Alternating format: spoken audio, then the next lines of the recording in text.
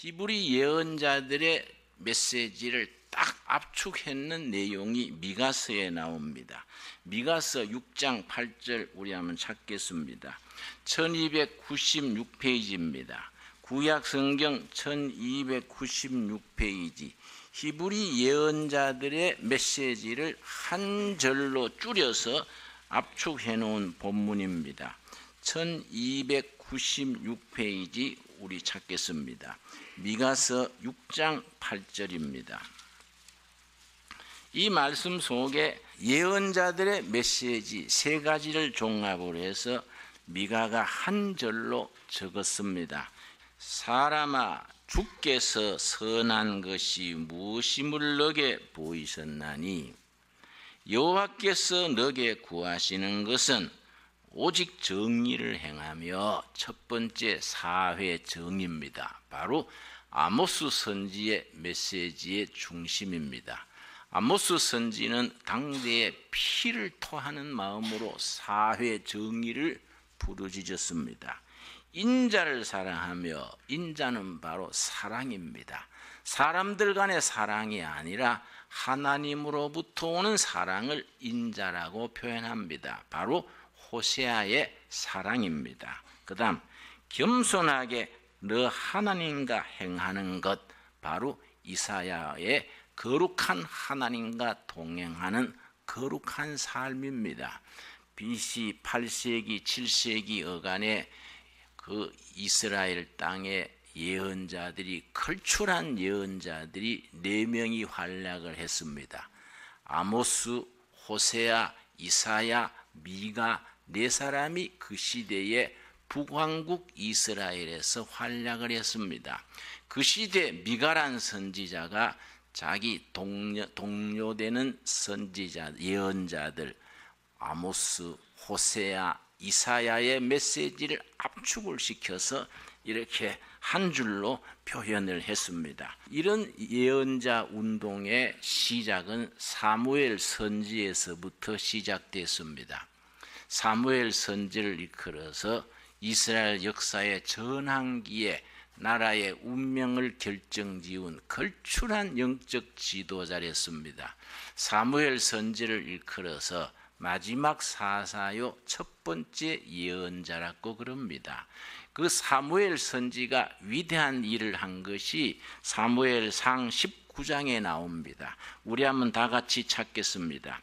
우리 시대의 한국 교회가 이런 비전과 이런 꿈을 가질 수 있는 교회가 될 수 있어야 합니다. 사무엘상 19장에 보면은 사무엘이 그 시대를 살아가면서 어떻게 성각자의 사고방식과 성각자로서 역사를 만드는 일에 자기를 헌신했는지 사무엘상 19장 18절입니다. 18절에서 19절 사이에 간단한 얘기 속에 사무엘의 위대한 사역이 들어있습니다. 18절입니다. 다윗이 도피하여 라마로 가서 사울에게 쫓기던 제야 세력의 대표자, 요즘 말하면 야당 세력의 지도자 우리 다윗이 사울의 핍박을 피해서 도망다니다가 영적 지도자인 사무엘에게로 도피를 했습니다. 다윗이 도피하여 라마로 가서, 라마는 사무엘의 고향입니다. 사무엘이 백발이 성성한 나이에 낙향을 해서 시골에서 은퇴한 나날을 보내고 있던 시절 거기 라마로 갔습니다. 사무엘에게로 나아가서 사울이 자기에게 행한 일을 다 전하였고, 다윗과 사무엘이 그 다음 같이 읽겠습니다. 나요스로 가서 살았더라. 자기를 피신해서 찾아온 다윗을 사무엘이 어디로 데려갔느냐? 나요스로 데려갔습니다. 라마에 있는 나요시라 그래서 라마 나요시라 그럽니다. 나요스는 공동체입니다. 젊은이들이 모여서 낮에는 같이 노동을 해서 자립 경제를 하고 저녁에는 함께 기도하면서 민족과 백성들이 나갈 길을 함께 찾고 하나님의 뜻을 묻는 젊은이들의 공동체를 라마 나요시라고 그럽니다. 19절 읽습니다. 어떤 사람이 사울에게 전하여 이르되 다윗이 라마 나요스에 있더이다. 다윗이 청년 다윗이 사무엘의 라마 나요스에 피신해 있는 줄 알고 사울에게 그렇게 고자질을 했습니다. 그렇게 했더니 사울이 군대를 보내서 라마 나요스를 뺑돌로 포위를 해서 언제든지 다윗이 나요스 공동체에서 나오기만 하면 없애라 그러던 때입니다. 그 라마 나요스 공동체에서 바로 사무엘의 예언자 학교 혹은 선지 학교라 그럽니다. 거기서 사무엘이 예언자 운동의 시작을 일으켰습니다. 거기서 두 가지 흐름의 인재들이 배출됐습니다. 첫째는 정치적인 인물들, 둘째는 영적인 인물들입니다. 정치적인 인물들은 메시아닉 포리틱시 그럽니다.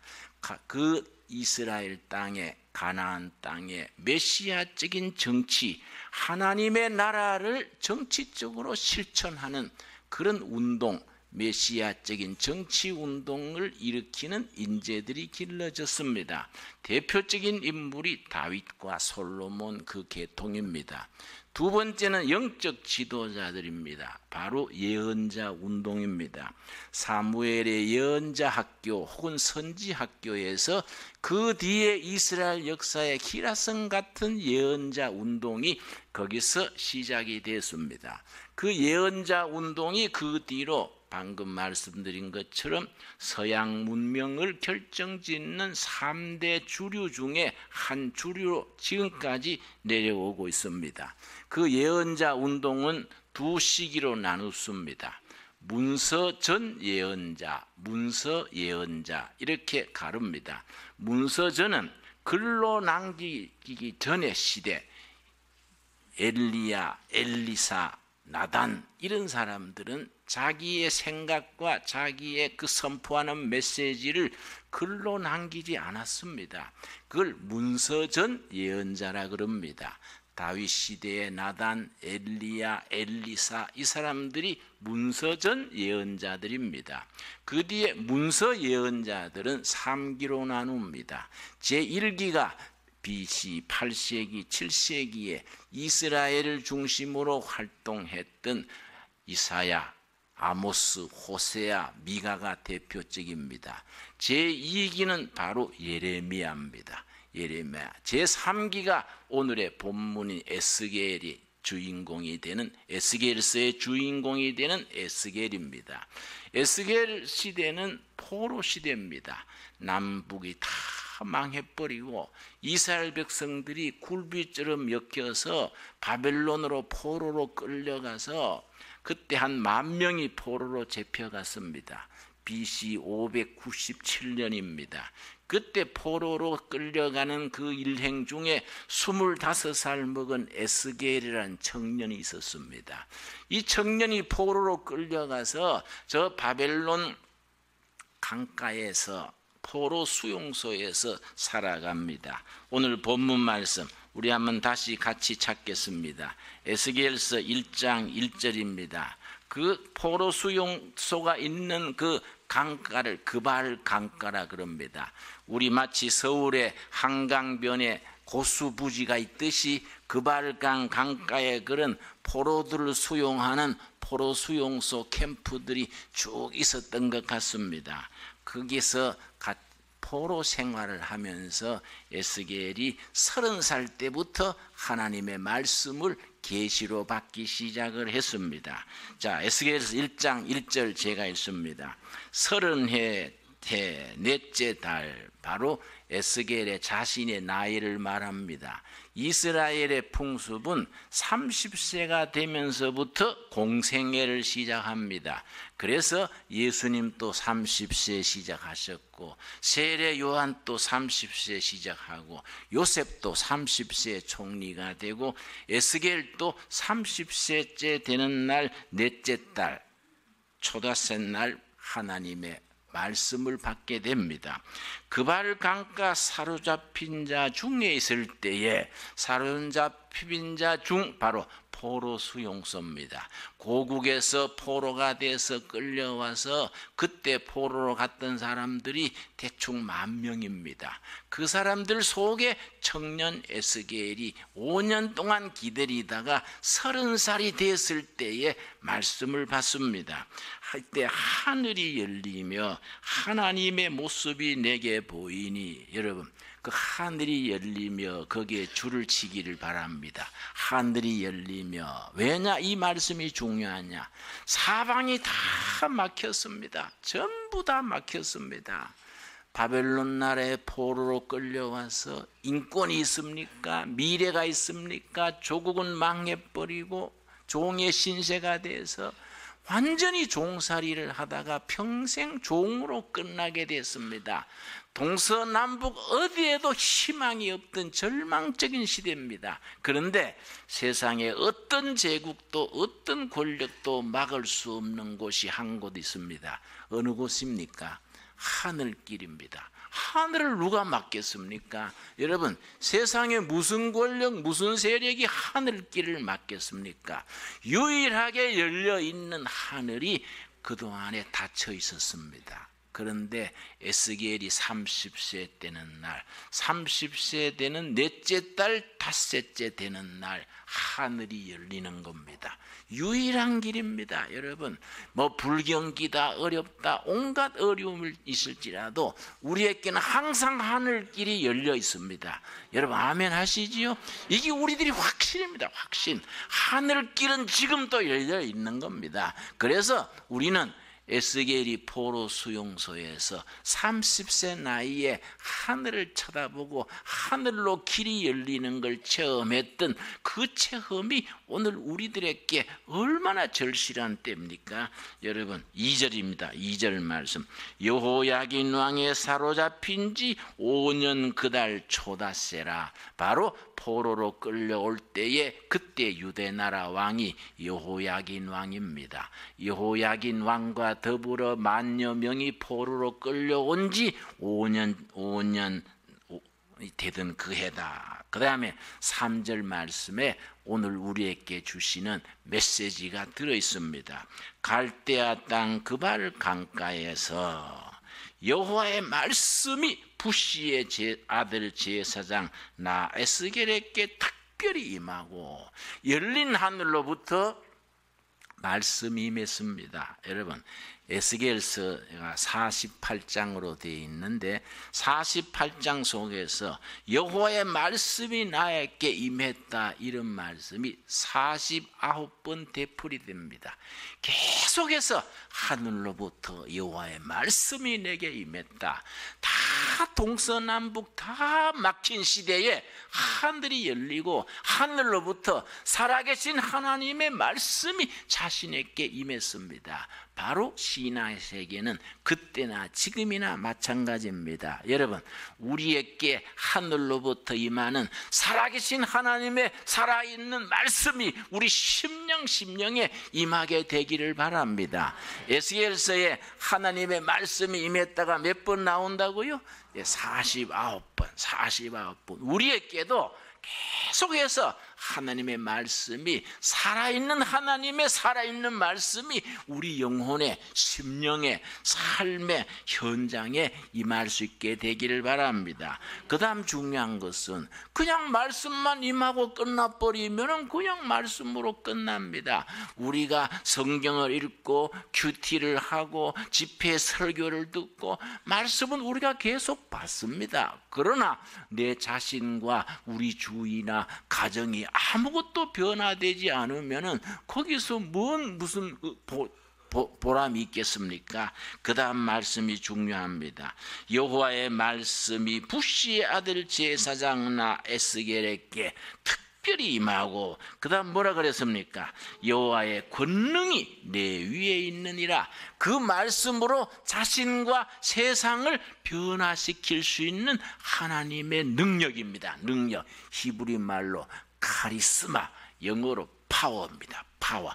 그 말씀이 내 영혼에 도전을 하고 변화시키고, 가정이 변화가 되고, 세상을 변화시키고, 내가 찌들어진 인생이 확 피어나는 그런 변화의 역사, 그런 능력이 우리 삶 속에 임해야 됩니다. 그 말씀의 능력이 우리 제단에, 우리 성도들 가정에 힘있게 임하게 되기를 바랍니다. 그 말씀으로 에스겔은 그 낙심해 있는 포로들께 캠프 가정 찾아다니면서 격려하는 겁니다. 그 백성들이 말을 듣지 않고 귀를 기울이지 않으니까 에스겔이 온갖 몸으로 막 굶었다가 누웠다가 온갖 몸으로, 바디 랭귀지라 그러지요. 몸으로 하나님의 메시지를 백성들에게 전합니다. 정말 안타까운 마음으로 백성들에게 그 말씀을 전합니다. 그 말씀이 자기에게 임하면서 에스겔에게 어떻게 임했는가? 3장 1절입니다. 3장 1절 말씀. 에스겔서 3장 1절 말씀. 또 그가 내게 이르시되 인자야 너는 발견한 것을 먹어라. 하나님의 말씀의 두루마리가 하늘로부터 쭉 임했습니다. 이 말씀의 두루마리를 먹어라 그랬습니다. 이 두루마리는 여러분 옛날 양피지지요. 갈대 있지 않습니까? 갈대를 갈아가지고, 꼭 우리나라 문종이 한 가지입니다. 갈대를 갈아가지고 종이를 만듭니다. 거기에다가 글자를 쓴 게 양피지입니다. 거기 혹은 양의 가죽에다가 글을 쓰기도 합니다. 그런 종이, 갈대 두루마리, 양피지 두루마리에 말씀을 써서 읽을 것이 됩니다. 거기에 하나님의 말씀을 기록하고 30세 에스겔에게 이 말씀을 통째로 먹어라 그랬습니다. 너는 이 두루마리를 먹고 가서 이스라엘 족속에게 말하라 하시기로 내가 입을 벌리니 그가 그 두루마리를 내게 먹이시며 하나님의 말씀을 아예 통째로 먹고 온몸으로 소화를 시켰습니다.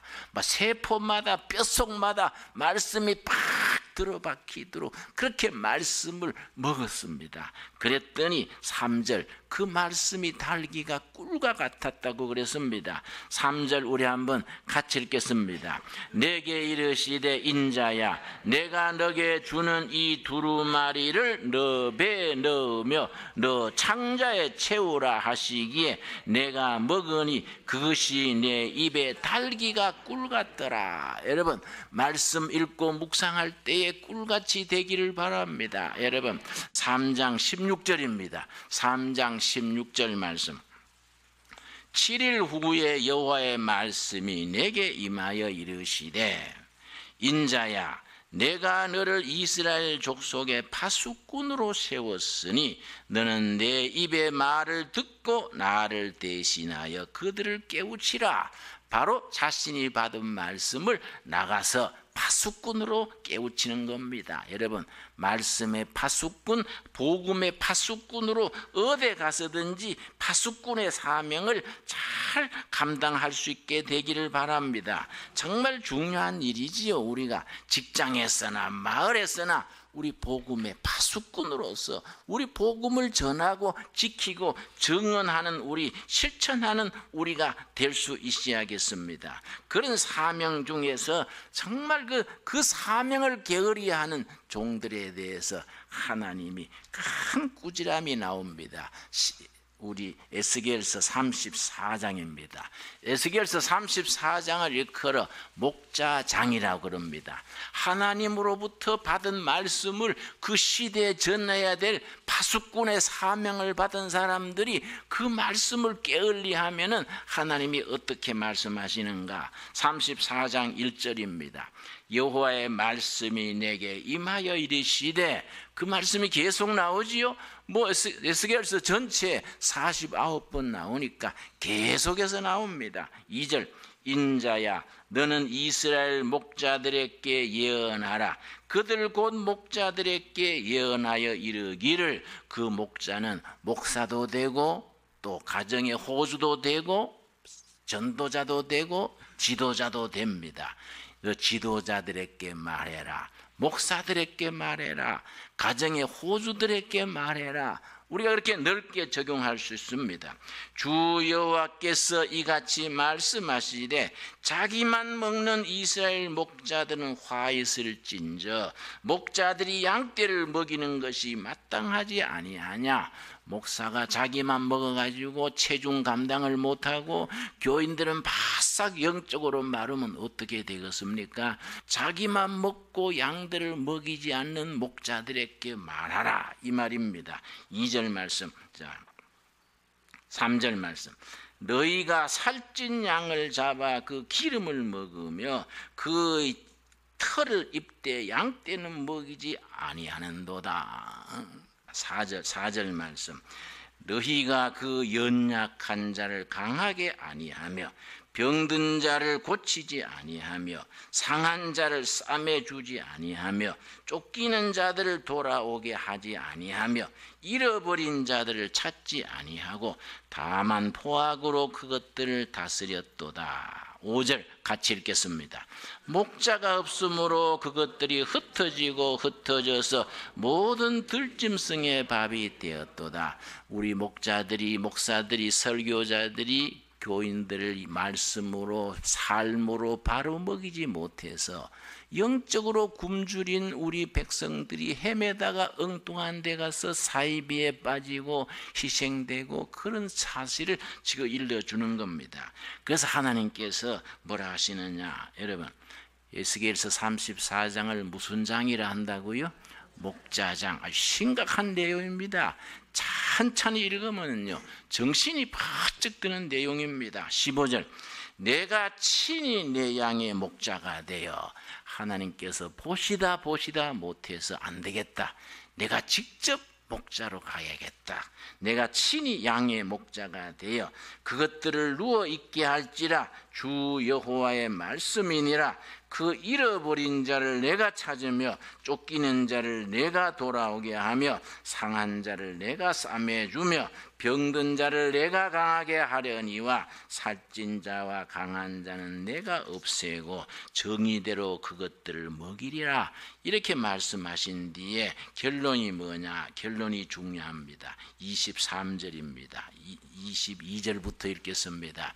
목자장의 결론이고 에스겔서의 주제입니다. 오늘 우리들에게 주시는 말씀입니다. 22절, 그러므로 내가 내 양떼를 구원하되, 하나님께서 자신의 양떼를 직접 오셔서 구원하시겠다는 겁니다. 그들로 다시는 노략거리가 되지 아니하게 하고 양과 양 사이의 심판이 아니라 내가 한 목자를 그들 위에 세워 먹이게 하리니. 한 목자를 세우시겠다. 누구겠습니까? 우리의 새 목자 되시는, 영원한 목자 되시는 예수님을 말하는 겁니다. 내가 참 목자를 보내겠다. 내가 목자를 직접 세워서 양떼를 거느리게 하겠다. 오실 메시아 그리스도를 말해주는 겁니다. 그는 내 종 다윗이라. 그가 그들을 먹이고 그들의 목자가 될지라. 여러분, 오늘 우리 가정에, 우리 심령에, 우리 교회에 예수님이 목자장 되셔서 우리를 먹이시고 입히시고 깨우치시고 영적으로 풍성한 양식을 누리는 우리로 세움받게 되기를 바랍니다. 기도하겠습니다.